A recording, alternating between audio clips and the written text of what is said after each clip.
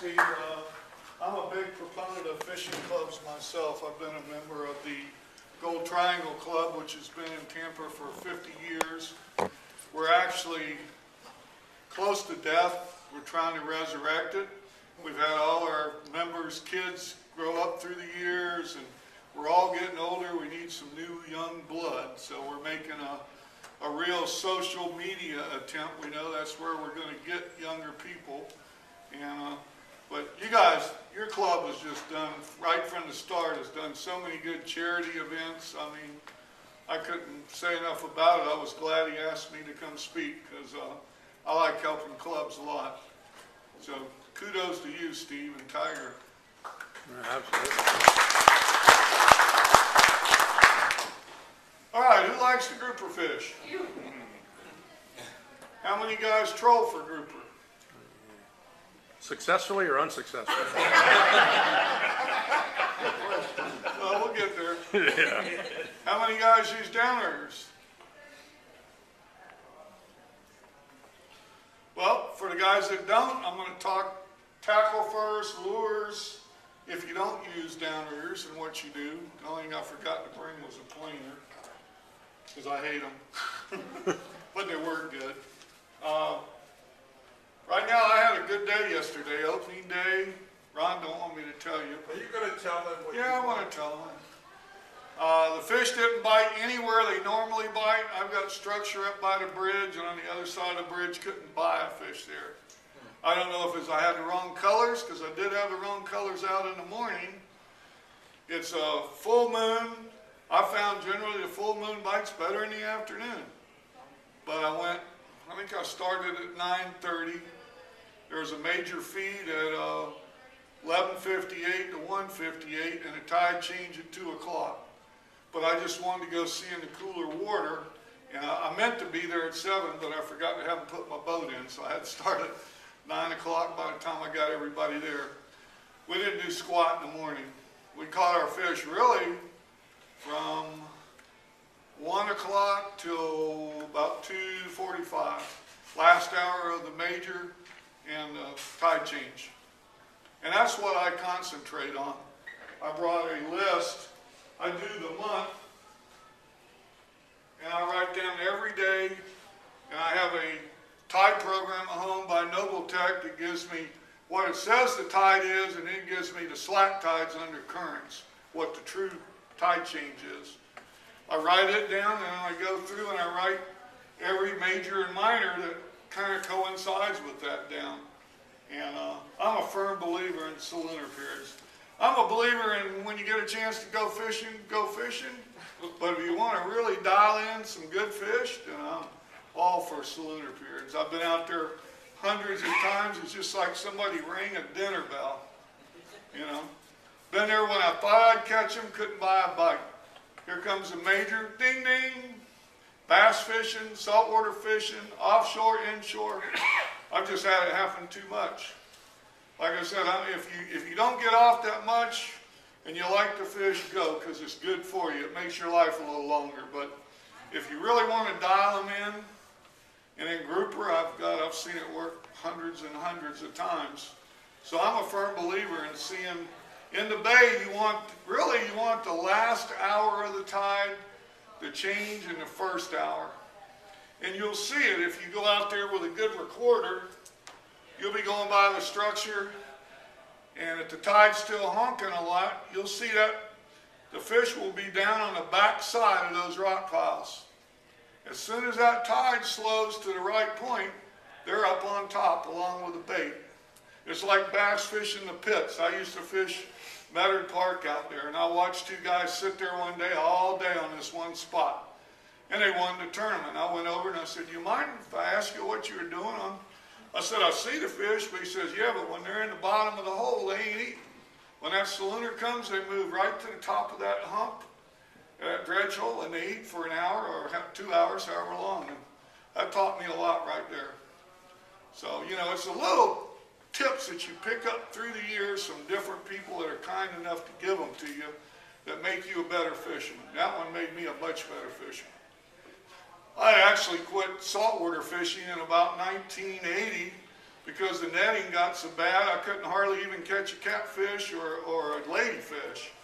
And I like to eat fish. I said, I know I can catch bass and specks and shellcrackers and bluegill. So I went to bass fishing and freshwater fishing until I took my partner, I think in about 1990, we went to the old Port Tampa Reef pier that used to be there, and he caught about an 18-pound snook, and he said, we ain't going bass fishing. We both had the same 20-foot bass boat, but I had mine on a galvanized trailer, because all along I still fish. Back then, as it got there, you know, I bought it in '87, and it started to come back some, especially when they were building the old Howard Franklin Bridge, man. That seawall they had where they kept the tug, you could murder some snook there. It was tremendous. So then we got back into saltwater fishing. And I've always liked offshore fishing. I still did that, but I like to eat fish. How many like to eat fish? You know, and I'm one of them, if you don't like red grouper, call me and I'll come to your house and get them, because I eat them just as good as I eat a gag. Are they quite as good as a gag? No, but do they eat damn good? Yeah. If you know how to cook them. That's all it is with most fish. Let's talk a little tackle. If you're going to troll without a downrigger, you're going to want a small, well, there's two ways. If you're going to troll with a planer, you want a small floater diver, like a 16, or I like a 17A bomber. That happens to be a 16.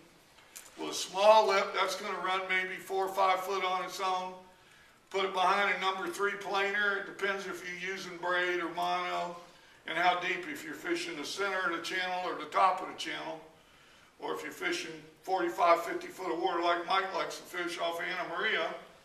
It just depends on where you're fishing.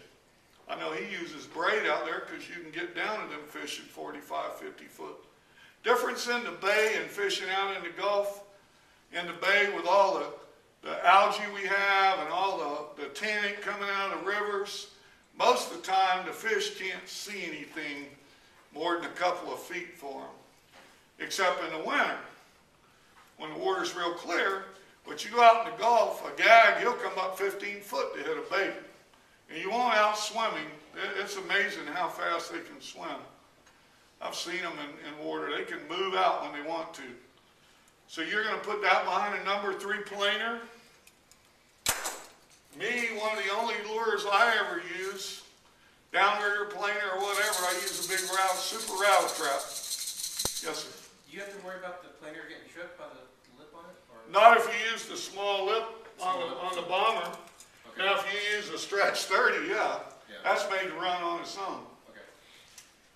So you want to use the smaller lip plug and a big rattle trap. Gag grouper are different than red grouper. Red grouper's a smell feeder. He's a trash feeder. He'll eat anything. Gag grouper is a predator. He's like a snook or a bass.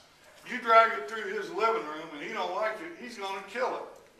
Every fish I caught yesterday had a crab in their gullet. They couldn't have ate that lure if they wanted to, but they hit that bait. They just wanted to kill it. So you're lucky if you see them there and you keep pestering them. A lot of times you can make them eat like a snook or a bass. And luckily for us, if you realize that, then you kind of figure out how to fish them. But that's a great bait, whether on a downrigger or a planer. On a flat line, it ain't going to help you, unless you're in 5 foot of water. You use Procure? What's that, sir? We use Procure? No. No. You're going fast enough. It's a reaction strike. You know, they don't have time to smell it. They see it coming through their living room and they don't like it. Hey, that ain't supposed to be there. Boom. Somebody's going to come over and hit it. Stretch 30, 20, 15, whatever size you like to use. There's all kinds of brands. Rapala makes a killer Countdown 30 they come out with the last few years. It really runs true. Mans used to run true, but then you started having to tune them. I'd say the Rapala is probably the strongest for the most amount of fish hitting it without you having to mess with it. Tsunami had some great baits for a while. They're getting hard to get, but I know Mike used to sell a bunch of them. I know friends of his love them. Mike liked them too, right, Mike? They're getting harder to get, but Stretches are out there. Color-wise, almost the same colors I use on my jigs. I primarily troll jigs. Chartreuse, hot pink, gold and black. Some guys like red and white. I'm not a red and white guy. I know guys kill them on red and white. Nice thing that is kingfish love that color. So you be out there trolling a lot and you catch, if kingfish is in season, you'll catch a lot of kingfish on that color. But grouper love that color too for whatever reason.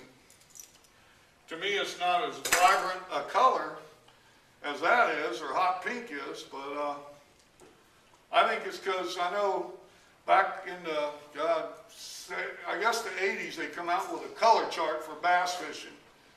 And they showed what colors held their depth at the deepest depth. And it was chartreuse and hot pink. And they'd tell you, if you're fishing here, you need a black great worm with a hot pink tail or a chartreuse tail.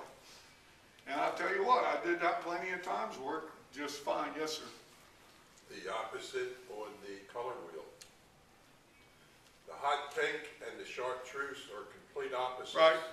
And the two of them Well, become the electric chicken, and that's why. When I saw Glenn Lau, who used to film Sea Hunt for us old guys. And he's the one that made Big Mouth, if you've ever seen that movie for bass fishing called Big Mouth, he shot that. He went down in Silver Springs one day on one of his shows, and he took a color chart, and he showed you at 10 foot, and 20 foot, and 30 foot, what colors turn what colors. Two most vibrant colors at the bottom were chartreuse and pink. Same thing.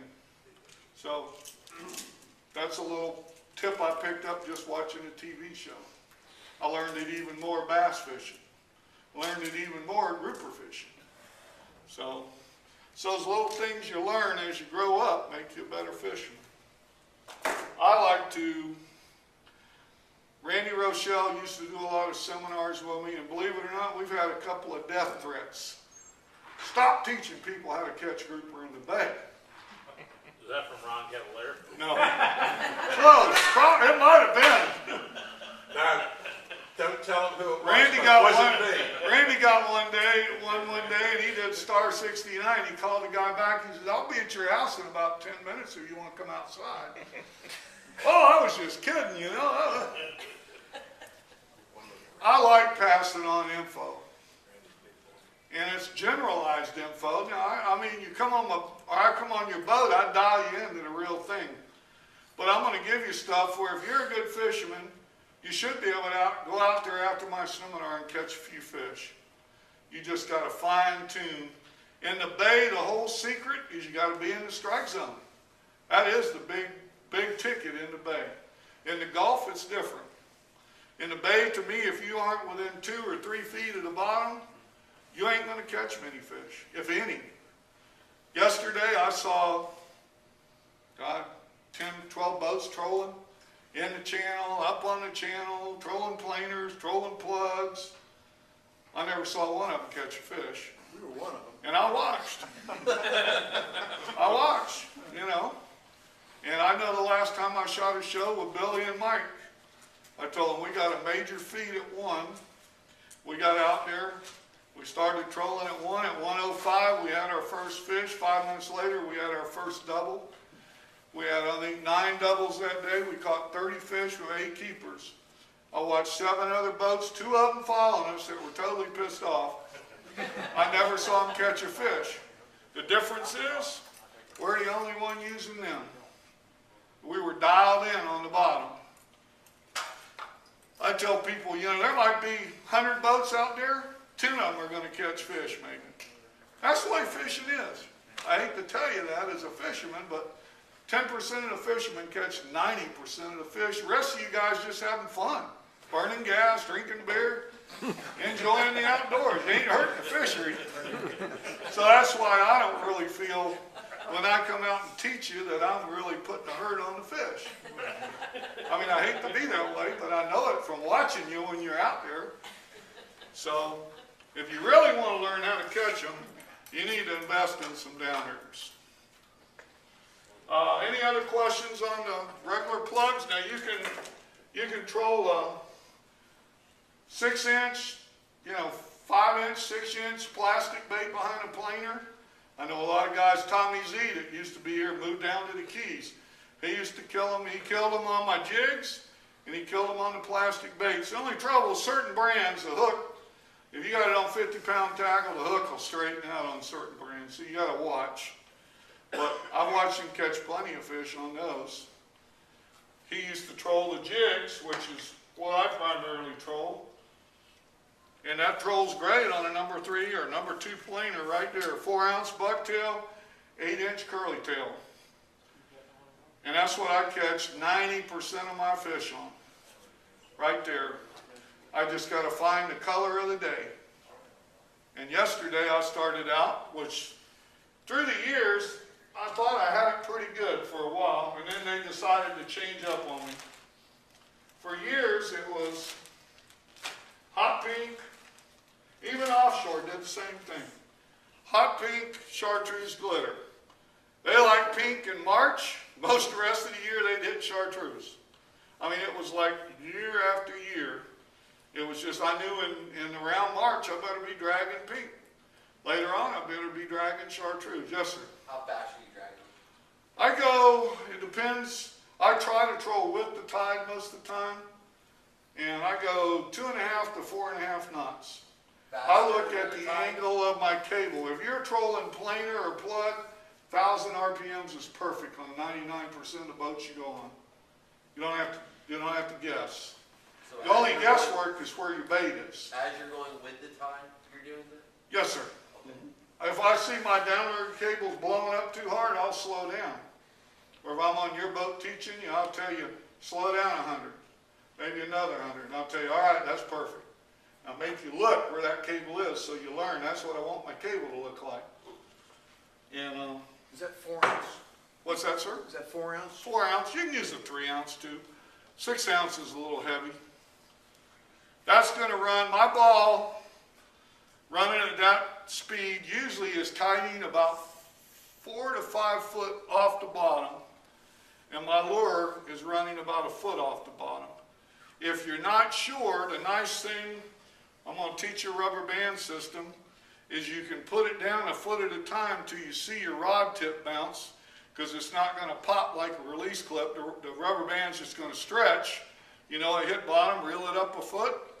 It don't bounce, you know you're a foot off the bottom. It's real simple. And that takes a lot of guesswork out of it. With a plug and a planer, you got to put it down till it trips. Then you got to shorten it up. See if it trips again.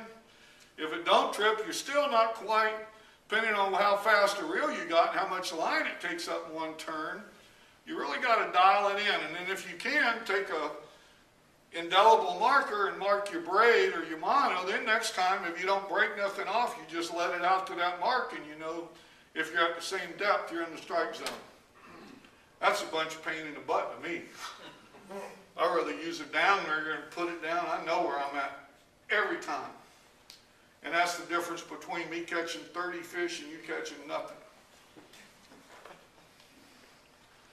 Yesterday we caught a 25, a 26, 220, 24, 25, 26, 227s, and a 18-pound 29-inch as the capper. They just got bigger as we went. Now I caught him back at the Sergeant show. Steve Matthews, who is a Bimini Bay rep, he reps a lot of companies. He had these Halco tremblers. Yozuri makes a bait like that. It's called a bonita. That's a wahoo bait. Got good strong hooks on it. And man, them big fish, I caught a 27-inch and a big 29 on that. He knocked a living fire out of it. Because sometimes, if I can't get them going, I mean, I caught 5 fish on the chartreuse grub. Caught 2 fish here, but I caught 2 of the bigger fish on this. You got to aggravate them, and that noise aggravates the heck out of them. So there's days when I'm trolling jigs and I'm not quite getting what I think should be the bite. I'm going to know if I hit a fish on that like I did, I'm going to leave that down there. But then I'm going to put a rattle bait, whether it's a rattle trap or one of these guys, which is one of my new favorite baits now. I'm gonna put one of them down. Yes, sir. Are most of those rounds that you use are suspended baits, or do they just dive? No, they'll sink on their own. They're not floaters, no, So sir. you'll have to adjust what that is. Yeah, I wasn't sure how deep, I know how deep, that runs just like a jig. Okay. So I ran this 2 foot higher, and finally I put it down to the same depth I had the jig. I didn't hang, so it runs same as a jig too. It's a little bigger, a little heavier. And you're running that on a downrigger, right? Yes, sir. Sometimes you gotta aggravate them. You know, you gotta make them hit it. Just like you do with a bass. Sometimes you can throw little stuff at a bass and then throw something big and noisy and drag it by him and he's gonna kill it. He didn't like that. So, that's what I do with the lures. The 4 major food groups are, in the jigs, are chartreuse, glow. Get a glow out of there, yeah. Hot pink. And I got kind of a sleeper color. Jimmy Lemke and a couple of guys and I used to troll a lot together. That little chartreuse black, it's like a, you know, custom bait. Sometimes that difference, that contrast will make them hit it. I've had days when they won't touch these, we just wail on them with that. So I always got some of each of them. Yesterday I started with those 2. Last year personally was my worst year in the bay in 25 years of trolling the bay. I don't know, it's just as hot as it was, but I don't know if it was all the rain, the salinity, all the tannic water coming out, what it was. I had 9 guys. I do trips on people's boats to teach us. I had 9 people at the end of the season wanting to go, and I said, I don't want to take you. If I don't want to go, you shouldn't want to go.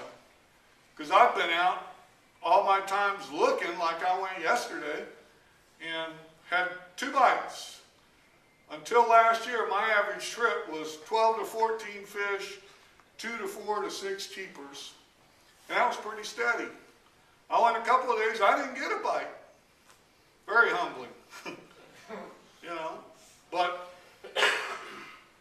and I have a few guys that say, hey, I just want to learn, I got the rest of my life to catch fish, and you're right. But to me, when I take you and you catch fish, it makes it, in your mind, you know the system works, you're a little more confident about it. So I like you to catch fish and take home fish. You know, I have guys who want to go out of season and learn. I'll do it because we can still go catch fish. But when the fish ain't eating, I'm just one of them guys, I don't want to take your money. I want you to go catch fish. You go, man, I love that. That's a kick-ass trip. And if I don't catch your fish till I'm happy, I'm a dumbass. I come out with you again for free. But I give you I'll show you what I give you if I come on your boat. I give you 2 pages of rock piles in the bay. Inside the bridge and outside the bridge. It's where I've been catching fish for 25 years. Same places. Some of the most structure in the bay, the biggest structure there is. Yesterday, that was worthless. I went over all of it. But most of the time, in 25 years, that's where I catch fish. And I'll find a little place, and depending on how much I like you, like Earl, I might show him a little secret. I might not show somebody else, but Earl here is one of my best pupils. He's been out twice with me. We caught 30 fish, 8 keepers each day. I told him, they like your boat. Some boats raise sailfish, your boat raises grouper. And he sends me pictures all the time of big monsters he's catching out there. He don't pillage him. He gets him a couple to eat for dinner and leaves some for the next time he goes, you know. That's one thing. If you got a honey hole with grouper, it's probably the same way with snook. As hard as it is, if you leave some fish there, every trip, that'll always be your honey hole. If you go in and wipe them out, it's going to become your short hole. And that's hard for some people to do when they find a good spot. And if you take every big hog off of there, then the little ones, you know, you got big ones on it, the little one moves in, they'll eat him. So big ones school together. Same thing offshore. So, you know, I always try to not rape any one area. I've got an area I've been fishing 54 foot off of south of the channel, about 5 miles, just some hard bottom I found. And I've been back more than I'd like to, but every time I go, I limit on red grouper. And it's bigger than I thought it was, so I'm still learning it. But I need to make myself back off it a while. I wanted to see when it got hot, if they left, they're still there. So, most people, a lot of riders, right? Oh, all our fish migrate in the winter. They go, you know, they go offshore in the summer and maybe in the dead of the winter, and then they come back in when the bait's here in the water temp. I think 90% of our fish live here year round. All that fish is going to do on the top of the channel, when that water gets too hot, he's going to go down to the bottom of the channel or down the side of the channel. He'll find a thermocline that suits him, and he's going to look for food. If there's thread fins or sardines, and most of the fish, every fish I caught yesterday had a crab at least that big in his gullet. He couldn't have ate that jig if he wanted to, or that big plug. The lady with me kept going, look at that, he's got a crab. He'd either spit it out or it'd be sitting there in his gullet. They eat spider crabs and pass crabs, but eat those, I call them calico crabs that just go along the bottom. And that's what they're up on top of that channel doing. When that tide slows, they can come out, here comes these crabs crawling along, boom. You clean their bellies, 90% of what you'll find in their bellies are these crabs. I caught one trolling right through a school of big thread fins. He comes up, what's he cough up on my boat? Crab, no thread fin. Now I've caught a couple on the channel. Right, I love to go by your boat when you're buying fish or not catching nothing and put a nice 28-inch right in front of you. And I do that, and he'll cough up your frozen sardine he just took away from you. The nice thing with trolling that people don't realize is people that never got a shot at catching that big grouper straight up and down in the bay because they're too fast, they're too strong, and there's too much rock. They don't break you, they cut you. Trolling, the hydrodynamics is pushing them up. You keep the boat moving, you don't stop. I stay at 900, whatever I'm trolling, until I see it's a big, big fish. And if I know I'm in an area with no structure, then I'll pull it back just in gear. But I always keep the boat moving, keeping pressure on him so he can't shake the hooks. Most of the time with a jig, they're hooked right in the roof of the mouth. They just come up and inhale it. Now some of the plugs will be around, but yesterday those plugs are right in the top of their mouth. But don't stop, because if say you're in 28 foot of water and you got 50 foot of line out, and you hit a big dog, as soon as you stop, guess what? He's going to go down there and rock you quicker than you can blink. And keep the boat moving. If I'm really by the channel edge, I'll just pull out into 45 foot of water. Again, I keep it in gear to keep some pressure, and then I say, all right, fight him, have fun. You know, and a lot of fish I catch are right on the edge. Yesterday, like I said, I didn't get anything in my structure. I was just going up a cut, running the edge. Once in a while I'll go off, because sometimes them fish live right on the break, and I'll come back up, and one buddy of mine, he'll go off and he'll pull his throttle back and let them baits fall down that side 5 or 6 feet, and then he'll stick it back in gear. He catches a lot of fish like that.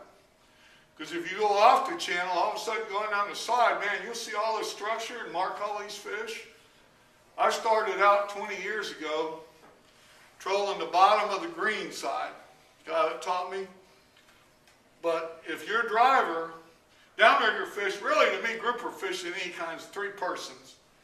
You know, you need at least 3. 1 guy driving, paying attention, 2 guys working the rods, whether it's downriggers and rods or planers or whatever.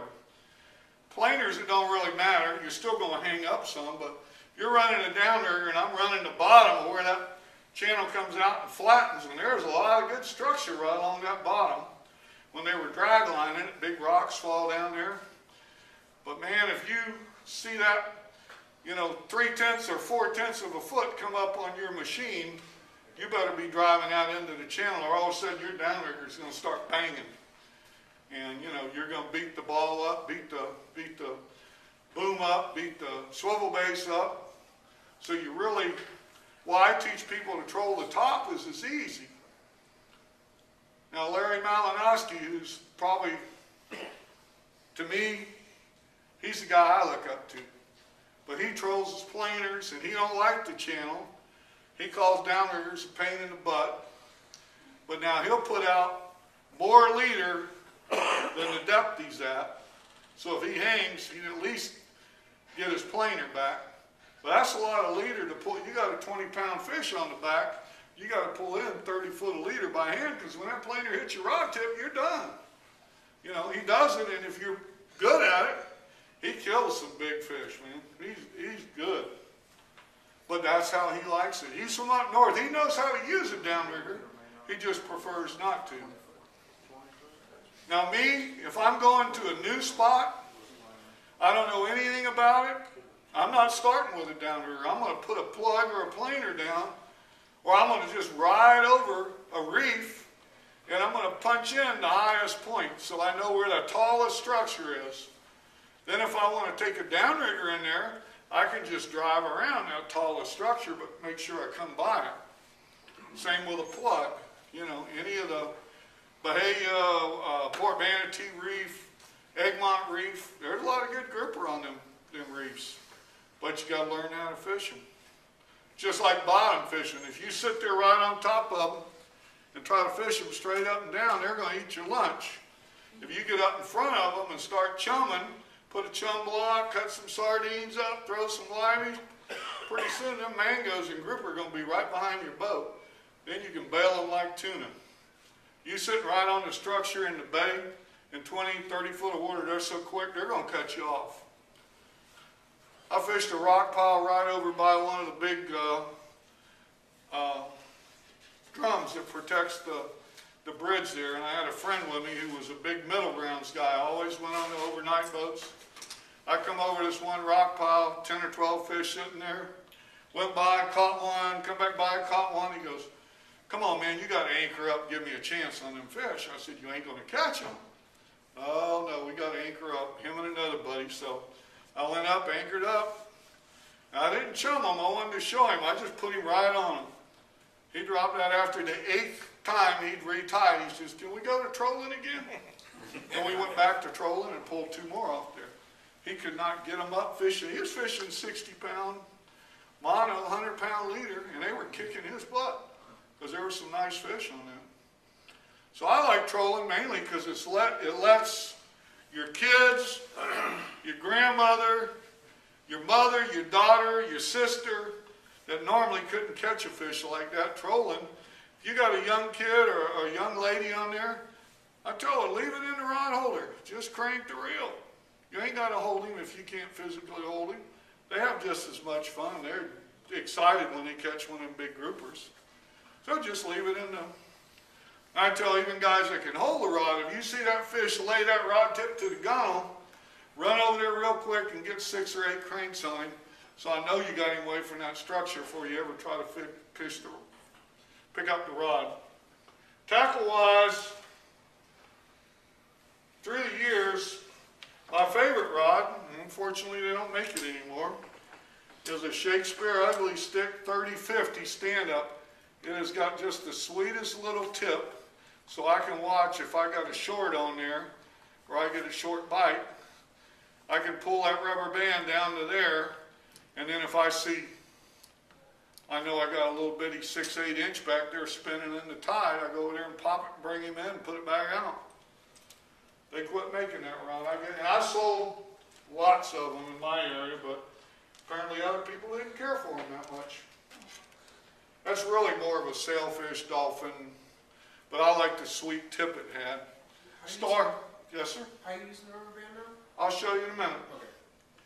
The rod that they do sell now, that cost about 1/3 of what that rod, well, almost 1/3, is an Ugly Stick 7 foot. It's a 30-50 and it has a parabolic blank on it. So when you pick up that rod and that fish has got it over, every time he lets off a little, that blank pulls back on him and fights the fish without you doing anything. And it gives you a nice cushion. You can have that rod bent slap over offshore in the bay, and he ain't killing your gut. Now you get a stiff rod, and you got a big fish on there, he's eating your gut up unless you got something on it to protect yourself. And that one's only about 70 bucks, 74 bucks, where that one was about 170. And this has a nice enough tip, you can pull it down about there. And he'll actually take the big fish, he'll lay that rod to the gunnel where you think the dang rod's going to snap and have it. It ain't never going to break on you. Reel-wise, because I take people out and I go on their boats, yes sir. Before you get too far, so you never, when you're trolling the channel, you never want to go back to the stuff? You're always staying at one depth? Yeah, I don't go. I've had guys come. In fact, the guy made me mad one. He come to a seminar, and the next time I was out, a couple of days later, I see him. He was going straight back and forth across the channel like he was mapping it. And I said, no, you want to go along, and you want to go off a little till you see your recorder start to drop, and then you want to snake back up. He was going 90 degrees each way. He wasn't going to catch squat. I finally said, hey, you're going the wrong way. But reel-wise, because I do like to take a lot of different people, I like a level line. Years ago, the only level line out there was pin 209, 309. Big gag grouper would blow that thing right off the reel. Then Penn come out with their GTI series, which I used 340 GTIs for a year. That's their next to biggest. 345 is just a little wider, but it's a 4/0 size. And then Shimano come out with this Dakota series, which is even smoother. You got a power handle. If you want to make it a power handle, it's a 4.2 gear ratio. I use the same rod for bottom fishing. Of course, I use that stand-up for bottom fishing too, but the same reel. And I've had great luck with them. You know, to me, a good reel, most of the good reels out there now, if I'm snapper fishing, I'm using a Torium 30 or a Daiwa Saltus or a Quantum, whatever you like, but I'm using a 6.4, 6.2 to 1 reel when I'm deep water fishing, because then I can crank that, and you know, I say don't be a jerk and jerk, just reel and lift. You're going to catch a lot more fish, especially using a circle hook. But with that speed, you can take up so much more line than you can ever jerk with your rod. You're going to increase your hookups immensely. So, in the bay, you don't really need that high speed. I like a little lower gear ratio, gives you a little more power. Although, years ago, you had the Shimano Speedmaster, and you had a Daiwa 350H. They were all right. Now, the Daiwa was stronger than a Speedmaster. Was a good reel, but it was a kingfish reel. You get a 7-8 pound mango snapper or a nice grouper, he'd lock that thing up. Then they started coming out with these, you'll see, you got a bigger side plate on it. You got high-speed gears, but they got some cajones to them. You know, you got speed and power. That's the best of both worlds. So I like reels that have, you know, the power plus the speed when I'm offshore fishing. Trolling, you can use a 4/0, Daiwa 350, 400H, about any 4/0 size. I use 50-pound Mamoy myself. I like Mamoy line. I use their, what do they call it? On my snapper reels, I use their diamond line. This is their high catch. It's a 50 that's probably the diameter of a 40 in some other brands. And I know a friend of mine was using 80 or 100 when he was commercial fishing, and he had guys using Andy and Triple Fish, and he was kicking their butt with 10 pounds bigger line. And he put his tanks on and went over the side and said, I couldn't see this line, I could see their line. Some of it not quite as clear as others, I couldn't see it. So I'm a big Mamoy guy. Trilene, you know, big game's good line. I use that for years. But I just try to fine tune. When I find something I like a little better, then I stick with it. That's just personal preference. That don't mean you have to. Downrigger. I'm a Penn man all the way. Unfortunately, Penn last year quit making downriggers. They got in an argument with a guy, and then I knew they would find someone, and they started putting out downriggers again and replacement parts, and somehow they pissed him off, and he quit making them. So right now you got to find either somebody that bought a bunch of them when they went out and still got new ones, or find and I know guys that get great deals on the internet looking. Florida Sportsman, Captain Mel, Craigslist, eBay. The difference, why I like Penn, several reasons. Number one, it has a direct drive. Canon, I like their electrics. Do their manuals, I hate them. Because they have two sets of gears. And you have to mesh those gears and set your clicker on 0. And this downrigger here is probably over 20 years old. I just went through the clutch last year. I don't think I ever changed. I might have changed the cable once in 20 years. Penn has the best cable too. And Canon has a graphite clutch that you can't even rebuild. And if I'm not wrong, you still can't buy a Canon part in Florida. You have to go out of state. There's still places you can buy Penn parts in Florida. But I've never had to do anything but put cable on it, maybe put a terminal in on it. If you own say a bay boat and you still want to go grouper fishing and you only got one set of rod holders, that is the only rod holder in any brand downrigger that will hold a 50-pound grouper outfit and a nice fish. If you look at Canons, they got that little flip-floppy thing that's made for lake trout and stuff like that. You put a 50-pound outfit in there and get a 29-inch guy like I caught yesterday, you won't have that rod anymore. He will. That's the strongest rod holder out there. I like Scotties. I used to sell a lot of Scotties, and they do make a good one. And the nice thing about a Scotties manual, and they make a killer electric, but it's 2-to-1 ratio. You can pull the handle out, and this is 1-to-1. You got it down 50 feet, it's 50 cranks. Scotties, 50 foot's 25 cranks. The only problem is their spool lays sideways. And if you hit the bottom or something or not paying attention and put it too deep, what happens is the cable uncoils off the spool, and now it's underneath the spool, and now you got to grab a 10-pound ball that's down there and try to pull it up and get that cable back on the spool. I've never had that problem, but I've sold a bunch of them, and I try to tell people, first thing, don't put it too deep.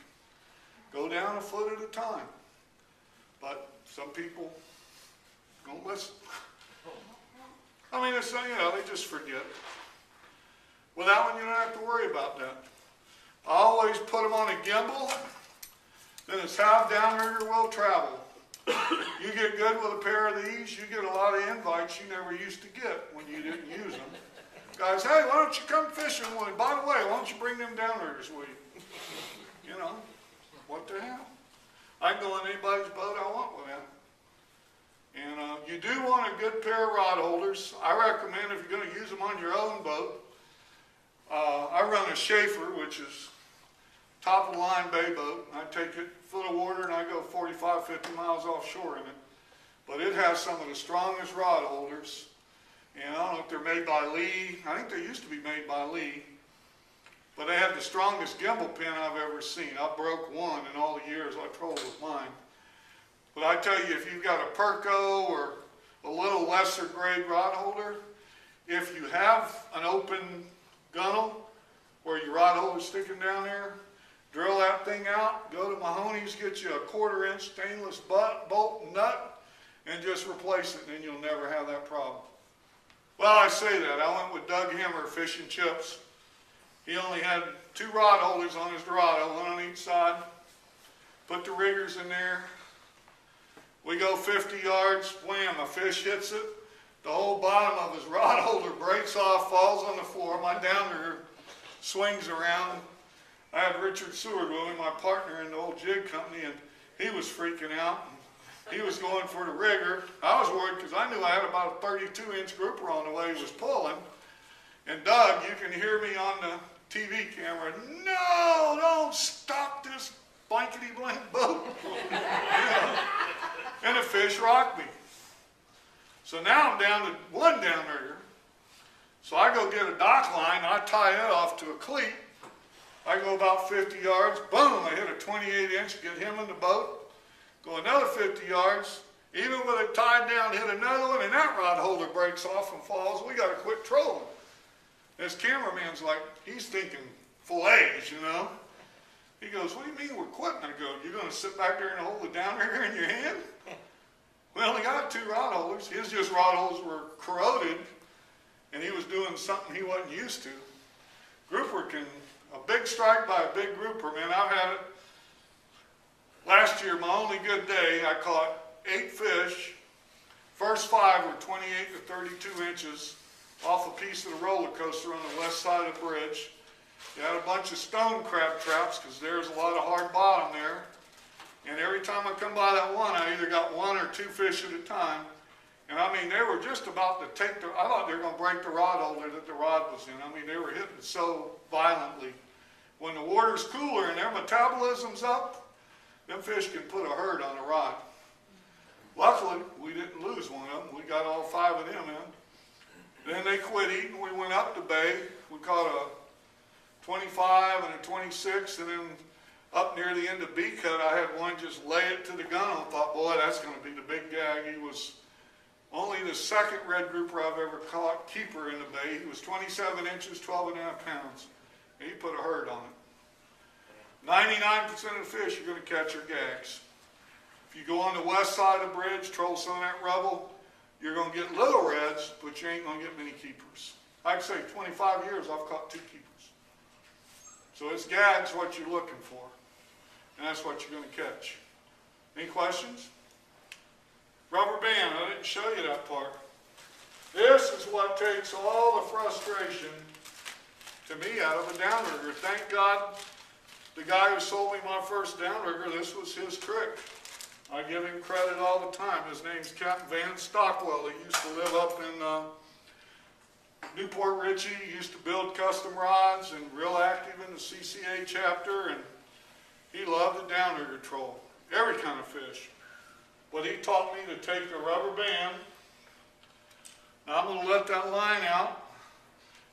Excuse me, the other day it was easy because my friends are old and they were using electric reels. So she put it out to 50 foot, which is what I like to troll at least, and say, all right, put the rubber band on. All you do is number 32 or 33 rubber band for trolling plugs, jigs, anything like that on a downrigger. Or a shower curtain. Ron was asking, there's guys that take a number 4 or 5 planer and they measure it out and they put cable and they put 4 or 5 foot of line where they can cleat it to the gunnel, and they'll take a shower curtain and they'll put a rubber band on, they'll put their lure out, put the rubber band on, and let the shower curtain go to the bottom. The fish hits, he'll break the rubber band, shower curtain stays down there, bring it in, next fish, put another shower curtain on. Poor man's downrigger. I know guys that are good with that. Just too easy to me. I mean, those guys in 25 years have paid for a lot of fillets. I mean, more than paid for themselves. When you look, gags now are 20 bucks a pound. You know, yesterday between those 5 fish, I think I kept the fillets off the biggest one and one off a 26 inch. I know I got 5, 6 pounds, 7 pounds of meat right there at 20 bucks a pound. So they pay for themselves, but you put your lure out, take your rubber band, lay it across one side. I usually hold the left side and wrap the right side 3 times, and then let the left side go, snug it down. On my ball, I've got a little brass gate clip, which I've sold hundreds for Mahoney's through the years. That's where I get them. And it's got a little spring on it, like you put on a fence. I drop my clip in it. That one there is probably 20 years old. They don't go bad, unless you lose the ball or something, or your line leader gets frayed. I put 80-pound leader between my ball and my clip, and I make my length there about 6, 8 inches longer than my downrigger, so I can reach out there and put it in the boat with me And then I put my rubber band on, I reach down and get my clip, I let it out behind the ball, and then we let it down. The way I do it, especially if I'm doing it by myself, I'll stick it in that rod holder.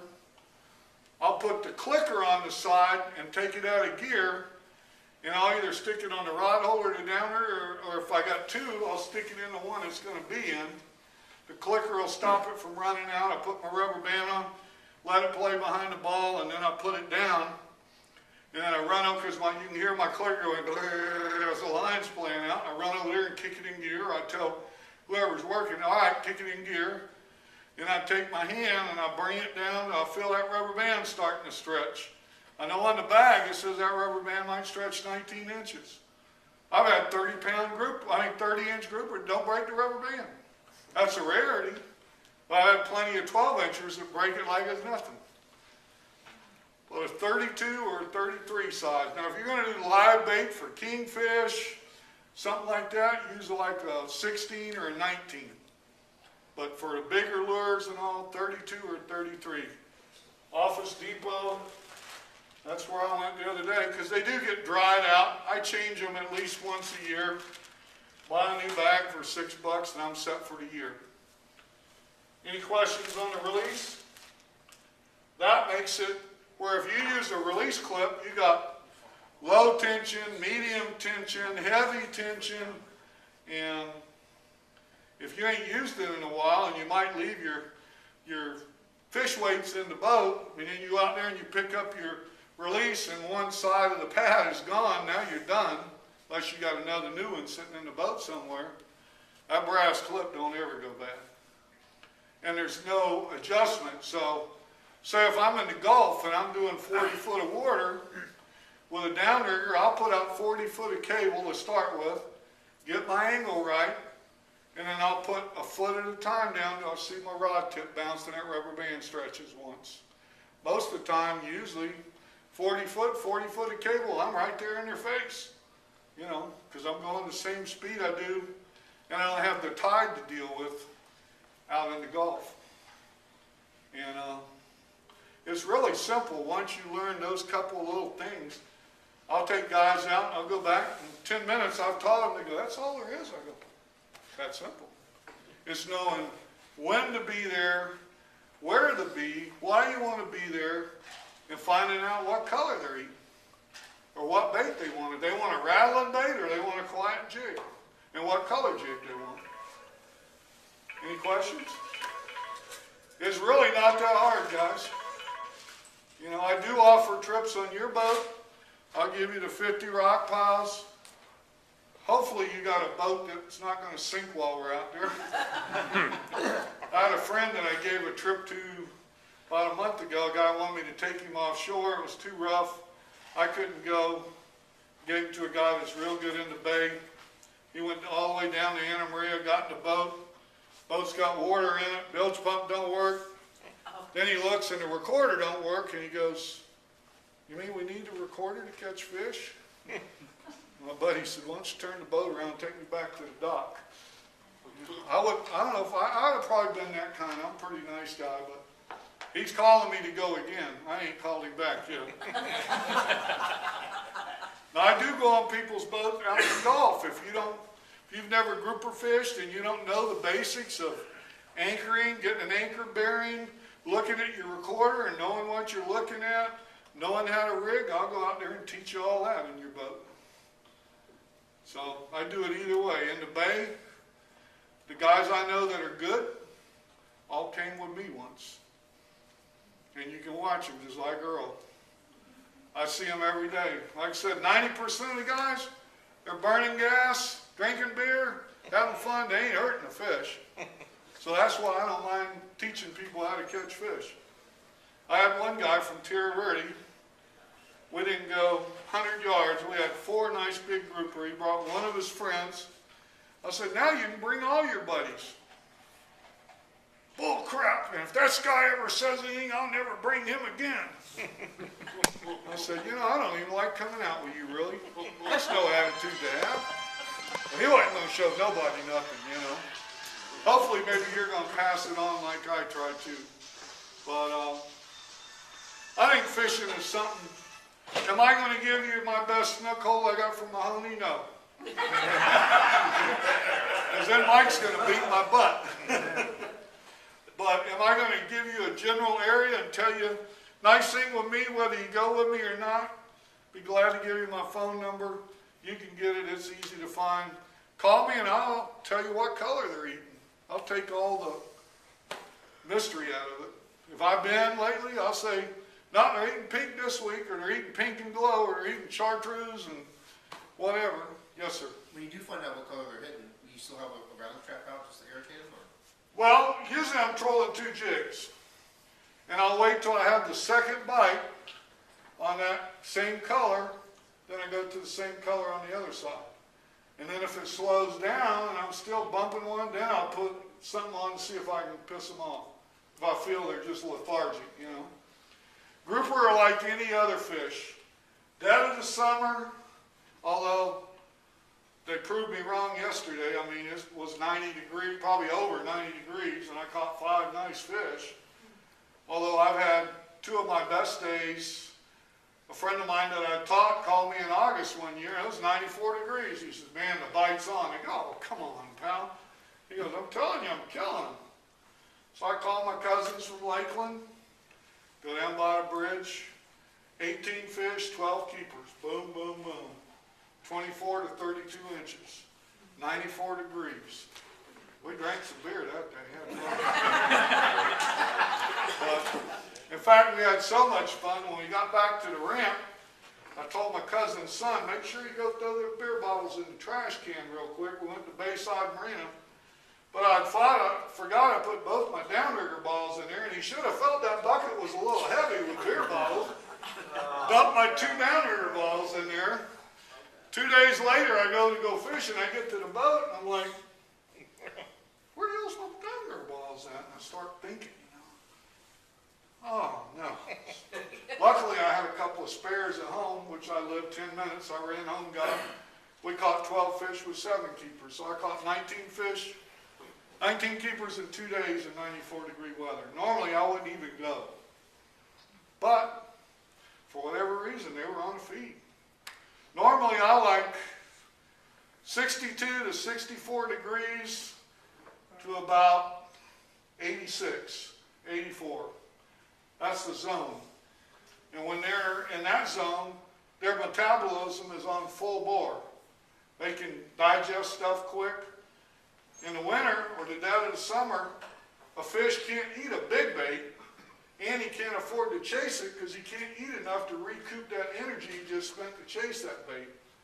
So that's when you really got to drag it in front of them and give them time, just like bottom fishing.